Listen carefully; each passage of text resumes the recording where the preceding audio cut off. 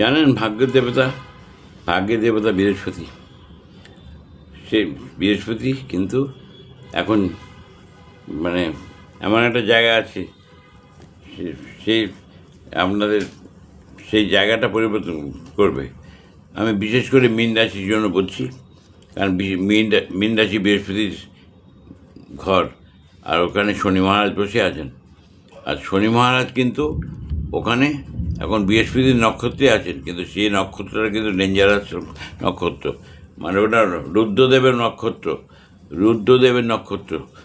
আবার সেই রাহু বসে আছে তার পরের ঘরে, আপনার দ্বাদশভাবে, সেও কিন্তু ওই একই নক্ষত্রে বসে আছে। আর বৃহস্পতির ঘর মীন রাশি, সেটা বৃহস্পতি শনি মহারাজ বসে আছেন। আবার বৃহস্পতি বসে আছেন মীন রাশিতে, মিথুন রাশিতে কিন্তু বৃহস্পতি ওখানে থাকবেন 18 অক্টোবর পর্যন্ত। ঠিক আছে, তো বৃহস্পতি নিজে, আপনি জানেন বৃহস্পতি নিজের নক্ষত্রে আর মানে পুনর্বসু নক্ষত্রে বসে আছেন। আর শনি রাহুরা আছে, মানে এতদিন ছিলেন উত্তর ভাদ্রপদ এবং পূর্ব ভাদ্রপদে এসছে। এইটার সিম্বল কিন্তু শ্মশানও বোঝায়। সুতরাং আপনারা খুব কেয়ারফুল, আপনাদের যে সময় আসছে সাবধান। বিশেষ করে মীন রাশি নিয়ে বলছি, কারণ মীন রাশি নিয়ে আজকে সারা পৃথিবীতে এইটাই চর্চা হচ্ছে যে মীন রাশির কিন্তু সময় খুব ভালো আছে, খুব খারাপও আছে। খারাপটা হচ্ছে রাহু মায়াবিগ্রহ। সুতরাং আপনাদের অনেক কিছু ক্ষয়ক্ষতি করে দিতে পারে। আপনারা পেয়েছেন অনেক খারাপ, যতদিন গুরুচন্দ্রার যোগ ছিল, মানে যতদিন রাহু নক্ষত্র ছিল, তখন তো আমরা মানে সমাজ অন্তত বহুত কষ্ট পেয়েছেন অনেক। আবার আপনার শনি দৃষ্টি দিচ্ছিল শুক্রের ঘরে বিশ্বরাশিতে।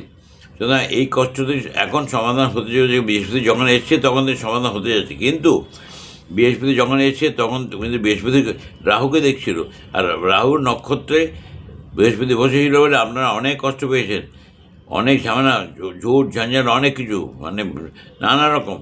কিন্তু বৃহস্পতি এখন শ্বাস ফেলেছেন, বৃহস্পতি নিজের ভালো নক্ষত্রে এসছেন, আর নিজের নক্ষত্রে আছেন। শনিও নিজের নক্ষত্রে আছেন, কিন্তু এখন যে নক্ষত্রটা এলো, সেই নক্ষত্রটা বৃহস্পতি 28 তারিখ থেকে আসছে, সেটা মানে সেই নক্ষত্রটা একই থাকবে, কিন্তু বৃহস্পতি ঘর পরিবর্তন করবে না। বৃহস্পতি মীন রাশির জন্য এখন লাভভাবে আছেন, কিন্তু মীন রাশির জন্য এখন পঞ্চমভাবে যাবেন। পঞ্চম মানে ভাবটা হচ্ছে পরিবার ভাব, সন্তান ভাব। কিন্তু এটা ভালো, মন্দের ভালো এটা হচ্ছে বৃহস্পতি যেখানে যাচ্ছেন কর্কট রাশি জলীয় রাশি। আবার আপনার মীন রাশিতে বসে আছেন, মীন রাশি বৃহস্পতি ঘর, সেটাও জলীয় রাশি। ঠিক আছে, আবার আপনার মীন রাশির থেকে কিন্তু আপনার ভাগ্যভাব, যেটা বৃশ্চিক রাশি, সেইটা কিন্তু আপনার জলীয় রাশি। সেইটা মনে রাখবে। সেখানে মানে আপনাদের জন্য মানে 18 তারিখ থেকে অনেক কিছু পরিবর্তন আসতে যাচ্ছে। তার থেকে বড় পরিবর্তন এখন যেটা হতে যাচ্ছে, সেটা হচ্ছে আপনারা একটা মনে রাখবেন যে আজকে আগামীকাল থেকে এমনি বুধ নিজের ঘরে তুঙ্গ হয়ে বসে রয়েছেন। আগামীকাল থেকে শুক্র চলে আসছেন কন্যা রাশিতে, মীন রাশির সপ্তমভাবে বুধ বসে আছেন, বুধ তুঙ্গভাবে বসে আছেন। সুতরাং আপনার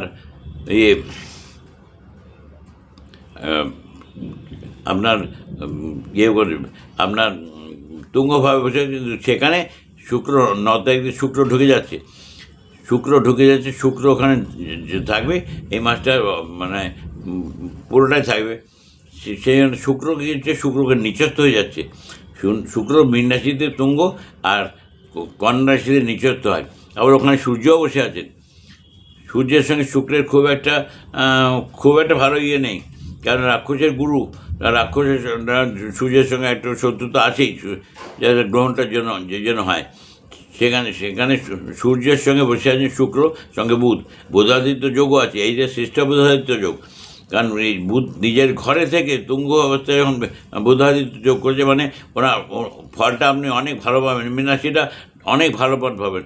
আর সূর্যদেব বসে আছেন, সূর্যদেব সপ্তমে নিজের ছেলেকে দেখছি।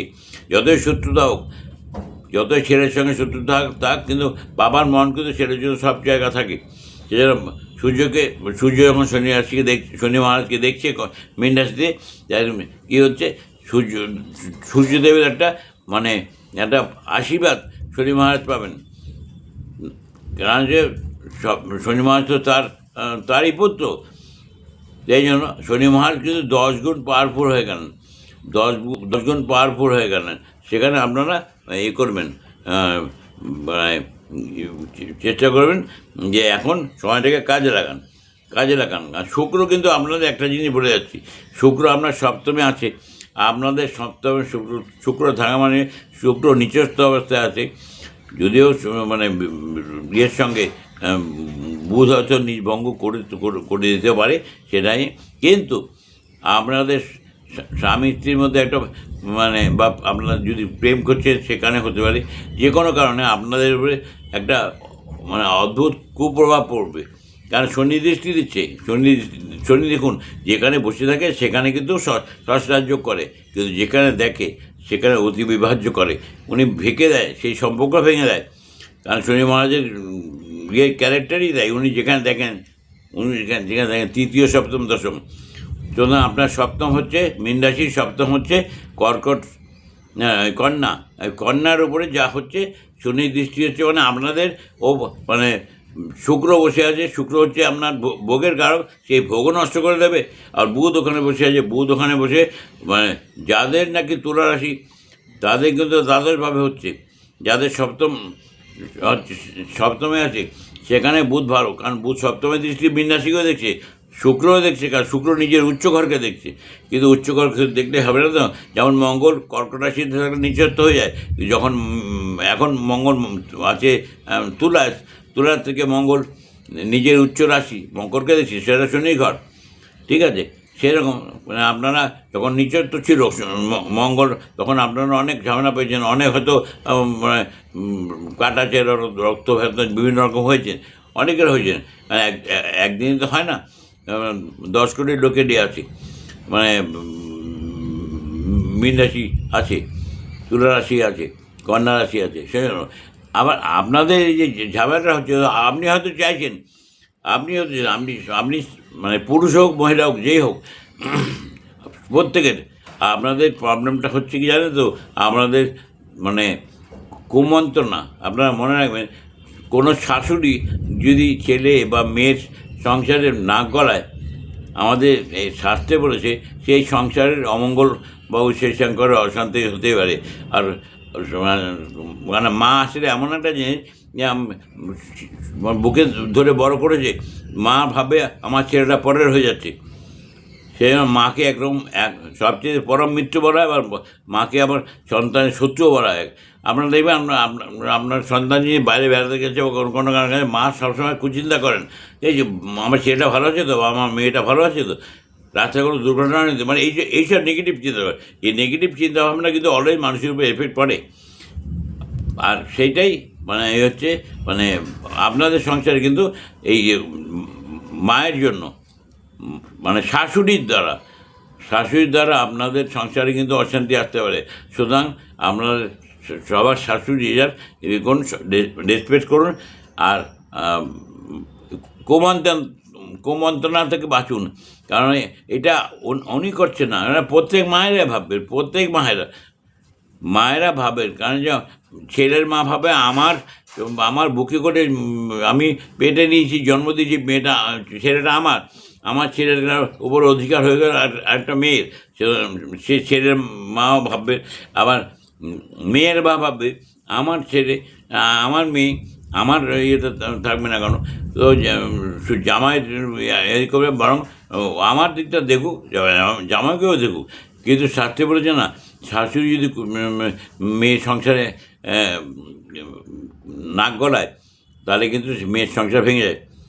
এটা হচ্ছে সুতরাং আপনারা সবাই সব করছে, কারণ যে গোয়ে যা খেল আপনার মীন রাশির মানে ধনপতি মঙ্গল, আবার ভাগ্যস্থানে মানিকের মঙ্গল, সেই মঙ্গল কিন্তু আপনার এসছে কোথায়, তুলা রাশিতে বসে আছে।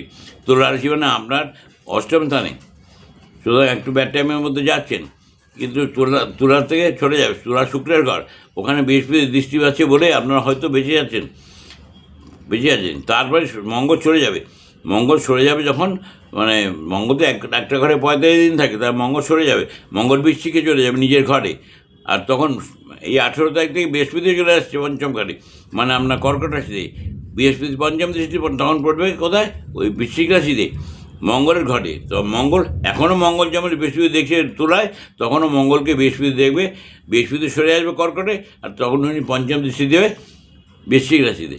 তবে বৃশ্চিক রাশি তখন বৃহস্পতির সহায় পাবেন, আপনার ভাগ্যস্থান, আপনার ভাগ্যও বদলাবে, কোনো চিন্তা করবেন না, ভালোই আছে। শুধু মানে করুন, রাহু যেটা, রাহু কিন্তু এখন মানে বৃহস্পতির নক্ষত্রে আছে। তবে যেহেতু রাহু দৃষ্টি দিচ্ছে এখন বৃহস্পতিকে, অবশ্যই 18 তারিখ মধ্যে দৃষ্টি দিচ্ছে রাহুর আর বৃহস্পতির মধ্যে একটা বলছে নবম পঞ্চক যোগ, সেটা কিন্তু রাহুর দৃষ্টির দ্বারা কি বৃহস্পতির উপরে গুরুচন্দ্রার যোগ হয়। আমি আমার বিভিন্ন মত আছে, আমি জানি একসঙ্গে বসলে গুরুচন্দ্রার জোর হয়, কিন্তু দৃষ্টি দিলে গুরুচন্দ্রার যোগ কতটুকু হবে যারা। হ্যাঁ, রাহু গুরু যখন রাহুর নক্ষত্রে ছিল, যতদিন রাহুর নক্ষত্রে ছিল, গুরু আপনাদের কিছু করতে পারেনি, কারণ গুরু নিজে শিখছিল। এখন গুরু রাহুকে দেখছে, গুরু শনিকে দেখছে, মানে 18 তারিখ থেকে দেখবে। এবার আর শনির বৃহস্পতি নক্ষত্রে বসে আছে, আবার রাহুও বৃহস্পতি নক্ষত্রে বসে আছে। সুতরাং আপনাদের কোনো ভালো টাইম 18 তারিখ থেকে খুব ভালো আসছে। তবে আপনার সবাই নিজের সংসারটাকে মানে বলেন একটা আন্ডারস্ট্যান্ডিং ব্যাপার আছে, নিজের স্ট্যান্ডার্ডে মানে একবারে মিউচুয়াল আন্ডারস্ট্যান্ডিং আপনি ম্যানেজ করে চলবেন। তার থেকে মানে এই জন্যে আপনার বাক সংযম করবেন, কথা বলার যেটা যেন ধারারও না হয়, কথা দিদি আমার মধুর আসে।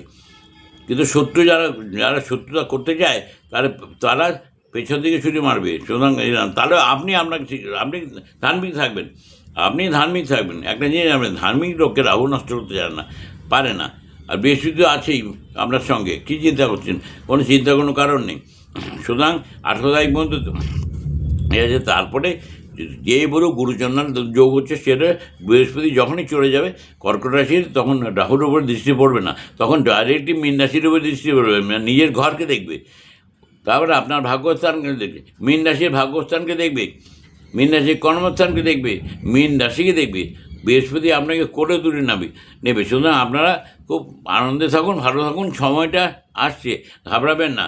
আর আপনারা নিজেদের একটু মানে করুন, নিজেদের একটু মানে সামাল দিন, যাতে আপনাদের মুখ দিয়ে কোনো না হয়, মানে কুকথা না বেরোয়। সে পুরুষ হোক নারী হোক, সকলের জন্য একটা কথাই বলছি, আপনারা কিন্তু কুকথা বলবেন না। আপনার মুখে যত পারেন মিশ্রতা রাখবেন, নাহলে কী হবে, আপনার মুখের মানে বাক্য বলে না, এই বাক্যটার উপরে এসে অনেক কিছু হয়। আপনি দেখবেন আপনার অফিসের কলিগদের সঙ্গে আপনি যেটা বলতে চাইছেন তার উল্টোটা বুঝলো, মানে আপনার কলিগদের সঙ্গে সম্পর্ক খারাপ হবে, বসের সঙ্গে সম্পর্ক খারাপ হবে, প্রতিবেশীর সঙ্গে সম্পর্ক খারাপ হবে, ইভেন আপনার বাড়িতে সবাই আপনাকে ভুল বুঝবে। সুতরাং সেখানে একমাত্র হচ্ছে মুখটা বন্ধ রাখা, কারণ হচ্ছে আপনার বন্ধ রাখবেন, প্রয়োজনীয় কথা বলুন, কিন্তু মিষ্টি হয়ে একটু চিনি মিশিয়ে করুন না, মধু লাগিয়ে কথা বলুন না, তাতে কোনো ক্ষতি নেই। একটু মধু নিয়ে মানে মধুর মতো মিষ্টি করুন, তাহলেই হবে। আমি চিনি বললাম না, কারণ সেটা সুগারের কারক, মানে ডায়াবেটিসের কারক, সেই জন্য বললাম যে আপনি একটু মানে মধুতে ডায়াবেটিসে খুব একটা হার্ম করে না। সুতরাং করুন, আপনার ভালো থাকবেন। তবে ঈশ্বরের স্মরণে থাকবেন, প্লাস আপনার নিজের শরীর স্বাস্থ্য ভালো রাখার জন্য বললাম ওই একটা করে আপেল খাবেন, আপেলে সুগারের কোনো প্রবলেম নেই। একটা কথাই বলে, an apple a day keeps doctor away. একটা আপেল খেলে আপনার সমস্ত রোগ থেকে দূর হয়ে যাবে। আর একটা জিনিস করতে পারেন, আপনার লবঙ্গ একটু চুষতে পারেন যদি আপনার মনে হয় কী, বা একটা আপনার দারচিনি, সেটাকে গুঁড়ো করে সেটা পেস্ট, বা আপনার দাঁত ভালো আছে দারচিনিটা চিবিয়ে খাবেন বা গুঁড়ো করে খাবেন একটু সন্দক লবণ দিয়ে, তাহলে আপনি কী দেখবেন আমার শরীরের সমস্ত রোগ ভোগ প্লাস বাইশ সমস্ত পরিষ্কার হয়ে যাবে। আমি সবার ভালোর জন্য এটা বলছি। আমি বিশ্বামিত্র শাস্ত্রী, আজকে মতো বিদায় নিচ্ছি। আপনারা এইভাবে ফলো করুন, আপনাদের মঙ্গল করুন, ঈশ্বর মঙ্গল করুন, আর সবাইকে করবে। সবাই শাশুড়ির সঙ্গে ভালো মানে একটু অ্যাডজাস্ট করে চলবেন, কারণ শাশুড়ি কিন্তু এখন এখন মানে ওনারা করে স্বভাবত সেটা করে, কিন্তু এখন বিশেষ করে হচ্ছে সেটা 18 তারিখ মতো সামনে থাকবেন। তারপরে আপনার বৃহস্পতি মানে অনেকটা আরও বেশি হেল্পফুল হয়ে যাবে। এখন লাভস্থানে যে পঞ্চমী কেটে আপনার ভালো সন্তানকে দেখবে, আপনার ভাগ্যস্থানকে দেখবে, আপনার কর্মস্থানকে দেখবে, আপনার রাশিকে দেখবে। সুতরাং সেইভাবে চিন্তা করবেন না। বৃহস্পতি সর্বত্র অমৃত প্রদান করেন। আমি বিশ্বামিত্র শাস্ত্রী কামাখ্যা, আমি শনিতান্ত্রিক, আপনাদের কাছে প্রণাম জানাই। আর পুজোর ইয়েতে আমি সবাইকে বিজয়ার সম্মান রাখছি। লক্ষ্মী পুজো চলে গেছে, এখন বুঝিয়া বলে লাভ নেই, কেন মা লক্ষ্মীও লক্ষ্মী পুজো হয়ে গেছে, সামনে কালী পুজো আসছে।